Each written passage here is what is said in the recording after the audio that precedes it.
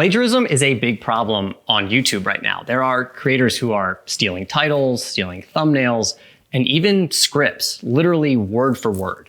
For the next 24 hours, the biggest YouTubers in the world will be controlling my life, starting with Mr. Beast. This is something that happened to Ryan Trahan, and he called us to just talk about, like, what is the solution to this? How should he feel about it? Someone just tweeted me a guy who made a short, basically copying my short word for word, and also the plot that genuinely happened in my real life. No one has actual originality, I understand that, but there's definitely a thing of plagiarism that feels like those are actually my thoughts in my head that you just took ownership of. And it just felt so weird, and I was kind of just like bummed out by it. How do we stop this? So we decided to reach out to the guy who wrote the book on plagiarism. His name is Austin Kleon, and the book is titled Steal Like an Artist. We wanted to understand, first off, why is this happening? Second, how can creators be original when it feels like everything's already been done? And then lastly, what's at stake for our community if we just continue going down this path of copying and stealing without any repercussions? If you're new here, this is Colin, I'm Samir. Make sure you subscribe. If you're not new here, hello, good to see you again. All right, now for our conversation with Austin Kleon.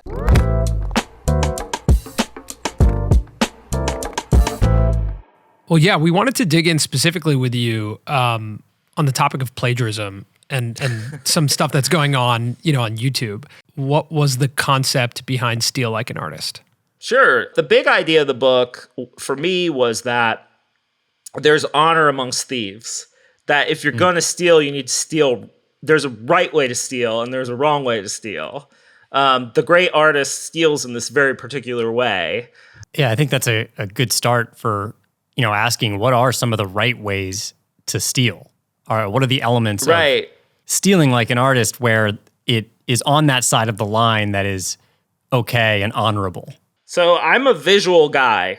I have the visual right here from the book, the good theft versus bad theft. So you hear all the time, you hear that phrase like, oh, imitation is the most sincerest form of flattery. It's like, no, it's not. Anyone who's ever been imitated knows that is not how it feels when you're being imitated, right? It does not feel flattering whatsoever. What's flattering is transformation. When somebody takes something and they expand upon it, or they use it as just a little building block to further things. So there's a kind of way that people can think about this, whether you're transforming versus like imitating. The easiest way to not be an imitator really is to not just steal from one person, but to steal from a dozen, people. Billy Collins, the poet, he says, people are always being told to find your voice. Well, the way you find your voice is that you imitate about a dozen voices, and then something comes out of that that's uniquely your own. It's an ethos thing of where you're trying with your work not to just bring yourself forward, but you're trying to bring everybody in your whole scene or your craft or your audience. You're trying to bring everything forward, right? Like Jimi Hendrix, he's an alien from another planet, right? He just lands and plays guitar and blows everyone's minds, and then he's out of here. Then you find out that, he has this, he's taking in every blues record he can. He's playing the Chitlin circuit. He's playing with all these different musicians. He's working up all this stuff. And that what looks like total originality is actually this kind of mashup of all these influences that he's kind of letting into his work. And so that was the real light bulb, is that the way towards originality is by actually, borrowing from all these different things and mashing it up into your own thing. I think what we're seeing today, especially across YouTube, is that there is a formula for success. And there's actually basically no consequence for plagiarizing or like exactly replicating someone's video. And the example that we emailed over to you, I don't know if you checked it out, but it's like a word for word exact replica of someone else's video. Yeah. And it's something that we're seeing a lot across thumbnails, titles, videos. And I'm curious from your perspective, like, in your book, you talk about reverse engineering a car, right? Like taking apart the car to like see how it works. Mm-hmm. Do you think like what we're seeing online right now with people, word for word copying other people's videos is part of that process of finding your voice, or is that something else? Well, I think part of the problem is that people used to be able to practice in private. Like if you were a painter a couple hundred years ago, if you were going to copy a master's painting to try to figure out how it worked, you do that in your studio. Nowadays, it's really easy to just do that and do it in public and see if it furthers you along somehow. The easiness of sharing, I think, is a big thing that we're up against. Making and sharing used to be really like far apart. You'd have to spend so much time making the thing, and then you'd have to figure out how to distribute it. And now, with your iPhone, it's like instantaneous. Like the making and the sharing is like that. For me, that's part of it, is that it used to be that you could kind of work on your craft and kind of work on things in private before you kind of shared it. Now, with YouTube videos, it's like, well, you don't really know if they work unless they're online, right?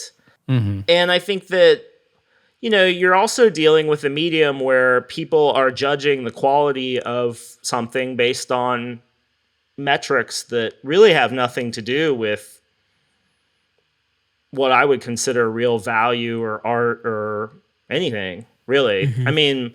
Whether a video goes viral or not really has nothing to do with its, what it does for the world. Yeah. Mm-hmm. I can spend 5 weeks on something and post it online and crickets chirp, and then I can do the most half-assed, lame thing I can think of, and it gets 2,000 likes. Yeah. What does that mean? You know what I mean? Like, what does that mean? When you make things based on quantified results, it changes the kind of work you do, and it changes the way you do work. And it's just something that I think our culture is trying to work out right now. Yeah, I think the viewership is an extra validation point, an external validation point that can tip people over the edge of, oh, I want to imitate that. Because before social media, you had to like Jimi Hendrix or Kurt Cobain, and you had to see the validation in Rolling Stone magazine or maybe later on in MTV, and then you go, okay, that's something I want. I will copy elements of that. Today, you don't even have to be famous to put out something that has a metric next to it that people want to copy. But the other thing about all of this is it's so completely subjective. It's really, one man's plagiarism is another man's, art. And so it really is, it is a tricky thing. Personally, I think it's the elevator test. And what I mean by this is if you meet someone who's ripped you off, do you pat them on the back and say, that was pretty cool what you did with my stuff? Or do you punch them in the face? It's that kind of thing. Like, are you going to get punched in the face if you meet these people ever? In an elevator. And that is something kind of interesting. I befriended a guy named Ali Abdal. Do you know him? Yeah, of course. Yeah. Ali's great.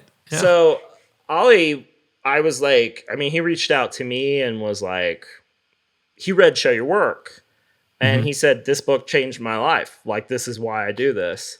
It was an example of how, like, I wrote this book, he read it, and now he does it better than I do it. You know what I mean? Right. Yeah.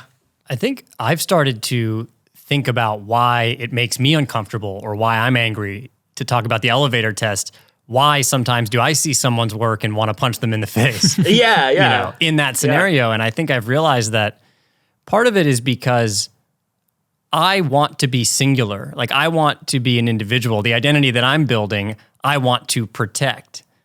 And even in business, it's important to be singular. You don't want just any soda. You want Coca-Cola. You want this brand versus that. And what I've realized is that that's actually what makes me uncomfortable. And maybe it's a little bit of ego in that. But when I see someone copy me, I say, no, I'm me. I'm working hard to be me. Right. You can't be me just like that. Does that resonate with you as a creator? Do you think about that element of how individual you are or being singular? Oh, absolutely. Right now I have this collage technique that I'm using that is very simple, but it looks very complex and people are very interested in it. Everyone keeps asking me how to do it, and I won't show them. I know myself well enough that if other people do it, it's going to make it not fun for me. I'm not going to want to do it anymore. Now that's the kind of small part of myself. It's something I'm just keeping for myself because I do believe that like as we could become people with audiences, I think it's really important to find little things that you could do like to hold on to for yourself, you know?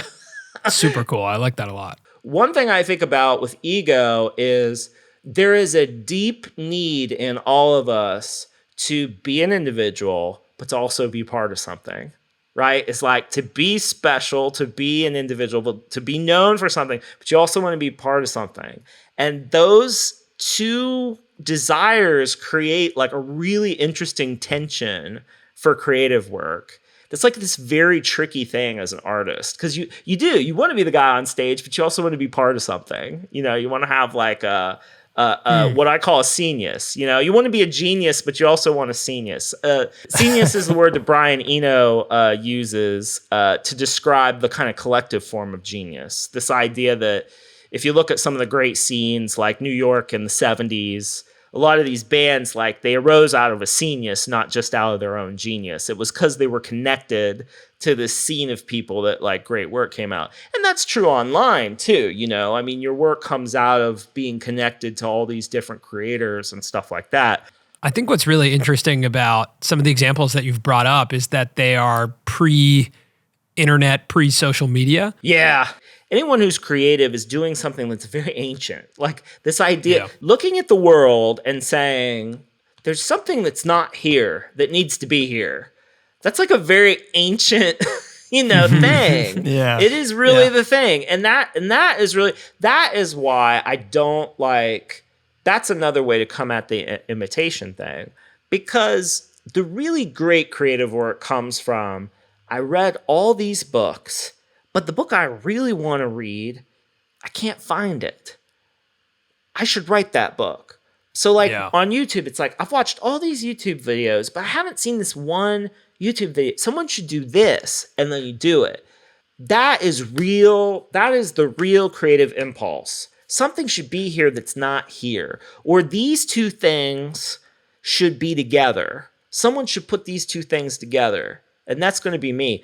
The imitation thing is, this thing's already here. I like this. Maybe I'll do this too, right? That's imitation. And so once you can get past, look, in the early days, you have to imitate. But once you can get to that spot where you're like, there's something missing here. Maybe I can do the thing that's missing.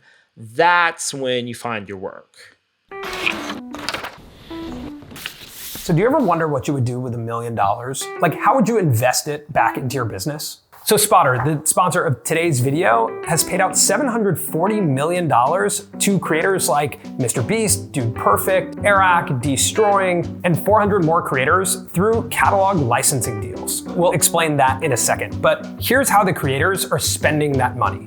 26% are spending their capital on higher quality content. 21% are spending it on production facilities. 13% are investing the money into launching their own brands and products, and 9% are hiring video editors. So if you're a creator who's uploading YouTube videos, then your videos will not only continue to increase in viewership, but also in revenue. Instead of waiting for that revenue to come in over the next few years from your old videos, Spotter will pay creators in cash up front that they can then invest in different parts of their business. Spotter's goal is to accelerate a creator's growth. And they're doing it not just with the capital, but also with the knowledge. We hosted a summit with Spotter and a bunch of top creators, all with the effort of learning how to put the capital to use to actually accelerate their businesses. So head to spotter.com/Colin and Samir and see if you're eligible to partner with Spotter. All right, back to the episode. With how fast everything's moving on the internet right now, the amount of output that's, out there creatively, is there any such thing as an original idea? Or are there any original ideas left? I think yes. I mean, I think that, nothing is completely original. But there are ideas that take us places we haven't been before. And there are sounds we haven't heard. I think that the culture right now, this is really funny because I'm the Steal Like an Artist guy, but the thing I wrote about in the 10th anniversary afterward is I said, I think we've taken it a little too far. We're really good at taking things. We're not great at thinking about where we're taking things to. That was Jean-Luc Godard's thing. He's like, it doesn't matter where you take things, it's where you take them to. And look at every Hollywood remake, comic book, whatever there is, how interchangeable everything feels. One of the things I think is really interesting about AI is that the reason AI images look so sort of uncannily good to people is that everything's so mediocre right now. I mean, that's how I feel, is that, you know, on the whole, like, we're kind of a culture of mediocrity right now. I mean, there's a kind of a sameness to, you know, like you look at CGI in movies and like a lot of it looks all the same. It's very rare to come across something that looks new and interesting and exciting. And so I think it's really interesting how AI is really good at like doing something middlingly great. And it's like, well, yeah, because that's what everyone else kind of does too, you know? Yeah. We're also at this cultural moment where people are really limiting what they'll take in. I mean, I don't want to get too deep into this because it really makes people upset these days. But there's this kind of culture right now where, oh, you can't separate the artist from the art, and you don't want to, you know, take in things that have the seal of approval from whoever is giving out the seal of approval these days. I think one thing that's going to happen in the future is that I see this kind of future in which there's some kid who starts watching what everyone says they can't watch anymore, or goes back in time and picks up really good tips from things that, that are supposedly out of date or are supposedly out of style or aren't, correct anymore. And I think they're going to do something really interesting with them. Because I think one of the things that's really true about the artists that I like is they go deep into the past. And I mean, not like 50 years. I mean, like 1,000 years into the past, I mean, like there's a deep, rich tradition of art and culture and ideas that, most people don't read a book that's more than 10 years old. And so I think immediately the way to be original is to go back further than anyone's willing to go. Instead of ripping off the people you really admire, you should figure out who they're ripping off and who they admire. And then you rip off the people that those people admired. And pretty soon you have a whole family tree of creativity from which you can draw on. And your work becomes really, really deep that way. That's actually something that is happening on YouTube. There's a group of younger creators that refer to themselves as the YouTube New Wave. And they're going back in time, not 1,000 years, but perhaps 1,000 in internet seconds, in internet years. And they're going back maybe 5-6 years to a slower paced era of YouTube. And so it's funny that interesting. It is kind of happening. Yeah, it reminds me, like when we first started uploading YouTube videos, we were very much, enamored and infatuated with Casey Neistat and, basically made replicas of his vlogs, but with our life, which wasn't as interesting. Right. And I think you mentioned that of like, it's the content that matters. We were ripping off the style, but our content wasn't as interesting as him. And then I recall when, really diving into his world and learning that he used to work with an artist named Tom Sachs, and then looking at Tom Sachs's YouTube videos and going, oh, he was inspired by Tom Sachs. And then going down that pipeline and seeing some of the other editors he was working with, like Max Joseph and Oscar Boyson, and being like, there's a whole world. And that term you use, Scenius, it's like he emerged from this amalgamation of all these different people he was around to develop this style that was uniquely his. But if you go back to what he was inspired by, you can actually draw more inspiration. And I feel like we were able to then work out of that by understanding what scene was he a part of. Bingo. As you said that, I'm recognizing that's something that happened in our world. Now, my friend Alan Jacobs calls that swimming upstream. Yeah. You kind of swim upstream and figure out where this stuff is coming from. And to me, it's about being a student. It's about researching. It's about finding out where this stuff comes from. I always tell people, I say, look, if you can do one more Google search than everybody else, it puts you so much further ahead, you know? Yeah. I think this comes from my first job out of college was as a reference librarian. So I learned very early on how to research and find stuff really quickly. And I think a lot of what I offer people is I just kind of go just a little bit deeper than, you know, most people. Like somebody will see a quote on the internet and they'll be like, this is nice, I'm going to put it on my Pinterest. And I'm like, where does this come from? Who is this writer? What was the book it's from? And then I read the book and then it connects to this other book. You know what I mean? It's just like going one little step and looking up the thing. So when the reward for straight up plagiarism can be millions of views and thousands of dollars, how do you pitch the reward for originality? Like this is a long standing tradition in our culture, which is, are you going to do the easy thing for money? Or are you going to do the hard thing that's rewarding, that's infinitely rewarding? I do wonder what people are chasing after. It really comes down to if you're chasing after numbers, okay. But if you're chasing after something else, and that includes a lifelong journey of being a creative person, bringing creative people into your life, then you kind of have to get more serious than just ripping off other people's stuff. You don't really have to be a religious person to find a lot of inspiration in, you know, the Bible, which says, for what good is it for the man to gain the whole world and to lose his soul?